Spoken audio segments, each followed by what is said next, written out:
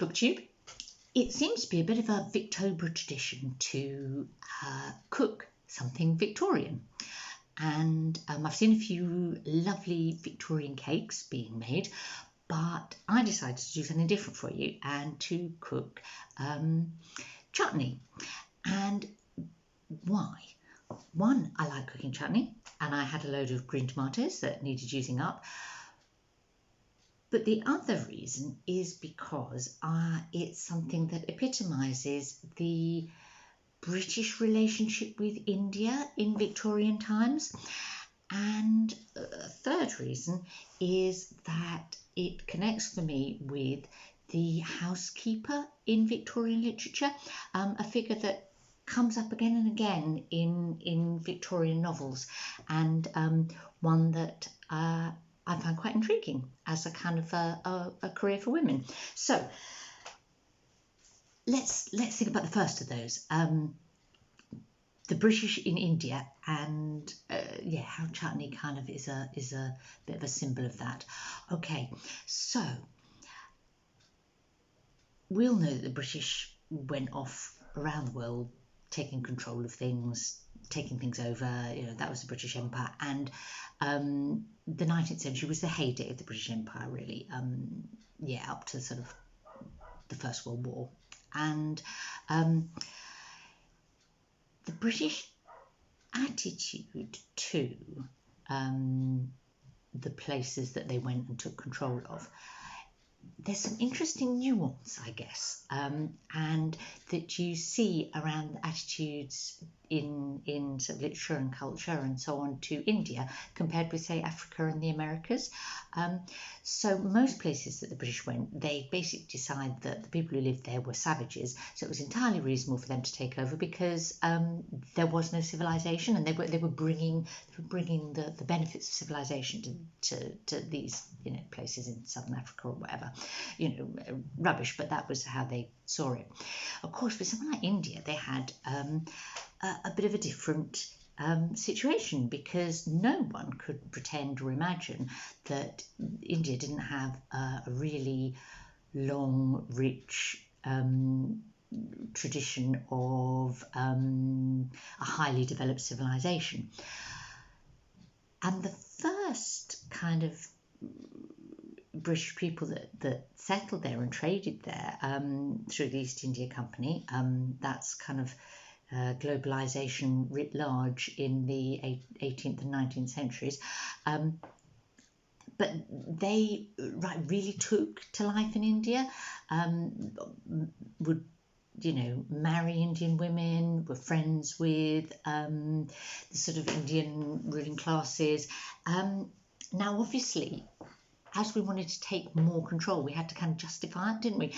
And I think that the way we saw India was that it was like a high civilization that had decayed, it had become decadent, and so for that reason, it was okay for us to take control of it. But there was always the kind of the cultural influences, I guess, went as much from India to Britain as from Britain to India, and you really see that in food, and chutney being an example of that. So the English and Scottish people that went and lived in India, they ate the food there, they enjoyed it, they brought it back home when they came back to England. Chutney is a Urdu or Hindi word, and chutneys of various sorts are made all over the Indian subcontinent.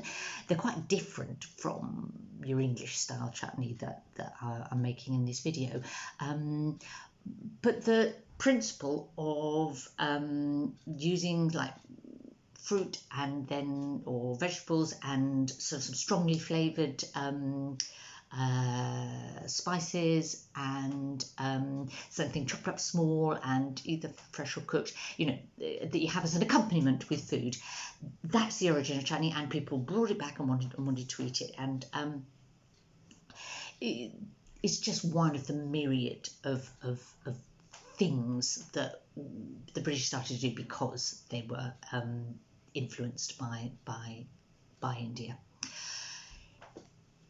if you read Victorian novels, you will, if you know what to look for, see that influence or the significance of India politically, economically and socially to Victorian Britain again and again. You'll see people going there. Now, for example, I just read Bleak House, and the young doctor in that, Adam Woodcourt, he goes off to make his fortune in India, and you'll often find characters that do or are back from there, and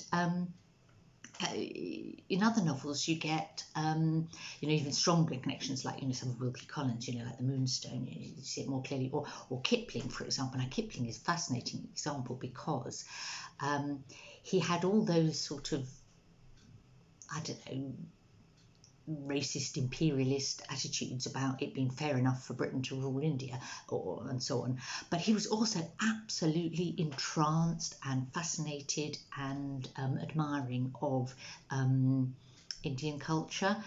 So it was almost like a bit of an ambivalent sort of mix. Shawls, women's shawls, come up again and again in Victorian novels, don't they? I was just reading North and South earlier in Victober, and Margaret Hale in that. People in the north, in town where she goes to live, in Milton, they know she's kind of comes from posh, moneyed background somewhere, because she has these shawls, very expensive special items from India, of course, Kashmir. They're still beautiful things today. So if you know what to look for, you will spot the Indian influence again and again in Dickens and Eliot and all those novels that you might read. So that's one reason why I wanted to make chutney as my Victorian recipe. Reason number 2 is because I've been reading for my non-fiction Victober choice, Lucy's challenge about reading letters and diaries. I've been reading a book called The Housekeeper's Tale, and that's by Tessa Boase, and she's set to research the lives of the housekeepers in the English country houses. Now, they turn up again and again in novels, don't they? Like Mrs. Fairfax in Jane Eyre, Mr. Rochester's housekeeper, Mrs. Rouncewell in Bleak House, she's another. Wuthering Heights, Nellie Dean. Now she starts out as a sort of like just a sort of a servant girl, and then gradually kind of moves up the career ladder of service, I guess, and ends up being Mrs. Dean, the housekeeper. Being a housekeeper was one of the few kind of interesting careers, I suppose, for a certain level of women in Victorian society, and their role was to run the house. It was like being a manager. Managing all the female servants, managing all the stores, managing all the linen, dealing with suppliers. It was a complex role, keeping the household accounts. One element of that, and again that's why I wanted to make chutney for you, it was managing the still room, it was called in a big house, and that was where preserves, things were made, so homemade wines, bottled fruit, bottled vegetables, jams, all kinds of preserves, pickles and chutneys, once the Indian influence had taken force. And that was a way to keep food, so things that were harvested in the summer and the autumn, to be able to eat them all year. That's what you do, you turn them into pickles and chutneys and so on. The still room and the standard of her preserves, or the preserves made by the staff under her, was a topic of pride for a Victorian housekeeper. Now, the actual recipe for chutney that I'm making is quite Victorian in character, because it's not a precise recipe people who've been attempting to make Victorian cakes have been struggling with this a bit, because if you go to a Victorian recipe, you don't get exact amounts and you don't get an exact technique. There's a sort of an assumed knowledge there. But this is my chutney recipe, or the chutney recipe on which all the chutneys I made are based. And that was written out by my mother for me, but it's actually her mother's recipe. Her mother was a Victorian, as in she was born in 1892. And the recipe lists ingredients, apples, onions, amounts of ginger, sultanas, mustard seeds, chilies, salt, sugar and vinegar. But it says all these ingredients are various. You can add more or less. And can add various different seasonings. Okay, and the instructions are boil till soft, brown and thickened, and that's as far as it goes. I've looked up some Victorian chutney recipes and found one from 1871 for a Bengal chutney, it's called. Very, very similar to my grandmother's recipe, so I presume that she got this from her mother, and it was a word of mouth thing, which presumably originally will have come from someone who had been living in India and brought the recipe back with them, and then adapted it to English conditions, because obviously my mother's recipe talks about using apples, or alternatively tomatoes or green tomatoes, or whatever you've got a glut of. So why did Victorian housekeepers like Mrs. Rouncewell in Bleak House, or Mrs. Fairfax and Jane Eyre, why were they so keen on making preserves? It's very obvious, and yet it might not be unless you think about it. They didn't have refrigeration. Yeah, so they had to find ways to preserve things, so to make things last over the course of a year. And I'm chopping onions, so apologies if I cry. And if you can't freeze things, what else can you do? You could dry them. Well, in an English climate, drying is not very effective because we're very rainy and damp. So, things that are dried fruit works if it's dried somewhere hot and imported here. So we get raisins and currants from Turkey in those days, and the Middle East, and things like apricots and so on, and dates. But and they would keep once they were dried. But you couldn't really dry fruit in the English atmosphere. You could salt things, so salt fish, or you could smoke them like herrings and kippers. But the main way to keep fruit or vegetables would be to bottle it, so cook it hot and then sort of sterilise it in effect and seal it in jars. And but things will keep even better if you cook them with salt and sugar and vinegar. So I'm ploughing through my endless chopping of a million green tomatoes. Not a million really, just feels like it. While I do it though,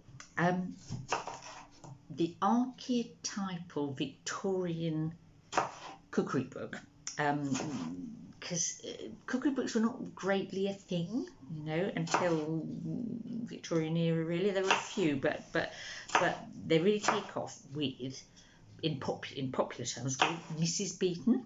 Mrs. Beeton's Book of Household Management, published in 1861. And guess what? Mrs. Beeton has a recipe for an Indian chutney, Indian-inspired chutney.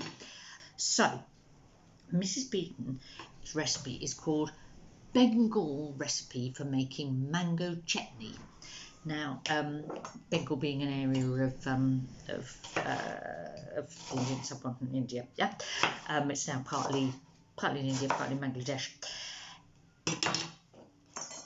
Interestingly, although it's a recipe for making mango chutney, it's actually made with 30 large unripe sour apples.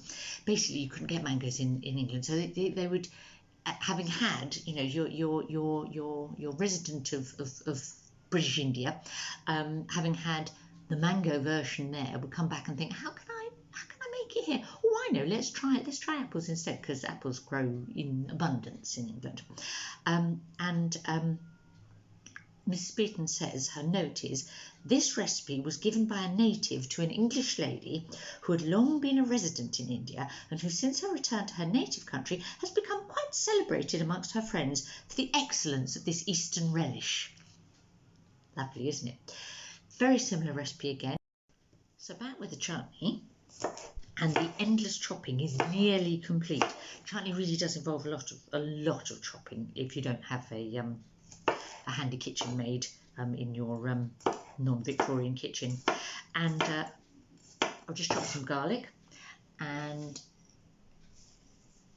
that goes in on top of onion, apple and the green tomatoes. And I'm going to show you, that's how it looks now in my big preserving pan. Now we get on to the nice easy bits, which is chucking in the spices, bits that don't need loads more chopping. So in fact, I'm going to put this here. This is ground ginger. Oh, gorgeous smell. And honestly, you really put quite a lot in when you're making chutney. Likewise with the mustard seeds. Generous quantity of both of those. In fact, I'm going to put another spoonful of ginger in. You can't go wrong. I've got a load of mint, sort of, that I've chopped. Salt. Now my mother's recipe says 2 ounces of salt. That would be quite a lot of salt by current standards. I'm going to put a couple of tablespoonfuls in. You do need the salt though to because it's part of what preserves it, because chutney keeps, I'm eating chutney from like a year ago and it's beautiful. You can keep it a few years. It's one of its sort of advantages, but if you don't put enough sort of salt and sugar in it, then it won't preserve successfully. I'm going to put in 6 chilies. I will just very quickly chop those. So last thing to go into the pot, quite a lot of brown sugar. It's a bit approximate.